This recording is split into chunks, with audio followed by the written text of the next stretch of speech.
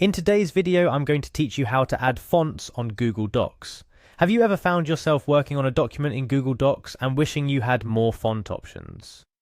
Well, you're in luck because today I'll guide you through the process of adding new fonts to Google Docs, a simple yet effective way to enhance the visual appeal of your documents.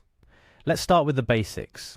First, you'll need to navigate to Google Fonts. If you're unfamiliar with it, Google Fonts is a library of free licensed font families. Here you can explore hundreds of fonts to find the perfect one for your document. Once you've arrived at the Google Fonts website, take a moment to peruse the collection. When you find a font that catches your eye, click on it. This action will take you to a more detailed view of the font, where you can see its various styles and weights.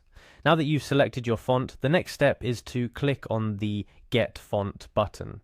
This is where the magic starts. Google Fonts will provide you with a downloadable version of the font. Look for the download icon associated with your desired font and click it. This action will initiate the download of the font file to your computer. After the font has finished downloading, you'll need to locate the file, usually housed in your Downloads folder.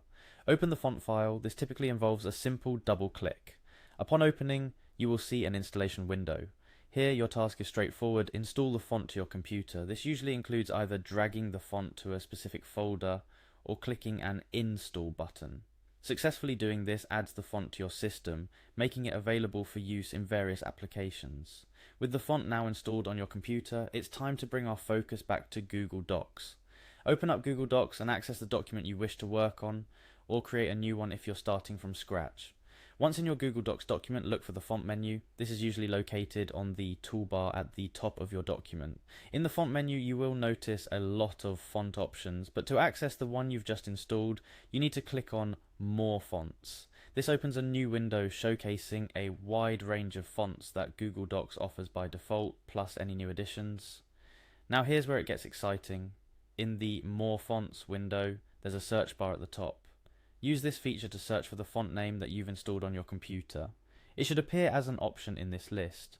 If it doesn't, make sure that you've correctly installed the font on your computer and that you're searching for the font by its correct name. Once you've found your font in the list, selecting it is as simple as clicking on it.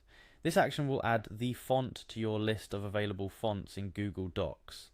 To finalize the process, click on the OK button at the bottom of the More Fonts window. Your selected font is now added to the Fonts drop-down menu in your document, ready for you to start typing with your new font. And just like that, you've expanded your creative options in Google Docs by adding a new font. Remember, the typeface you choose can greatly impact the readability and tone of your document. So don't hesitate to experiment with different fonts to find the perfect match for your text. Before we wrap up, here are a few additional tips. If you can't find the font you're looking for in Google Fonts, check that it's available for web use, as some fonts are designed primarily for print. Be mindful of licensing and usage rights when downloading and using fonts, especially for commercial projects.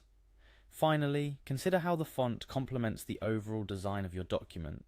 The right font can enhance your message and make your document stand out. And there you have it, a simple guide to adding more personality and style to your Google Docs documents through custom fonts. Happy designing, and I look forward to seeing what creative projects you'll produce with your new font options. Thanks for watching, and don't forget to like, share and subscribe for more helpful tutorials like this one.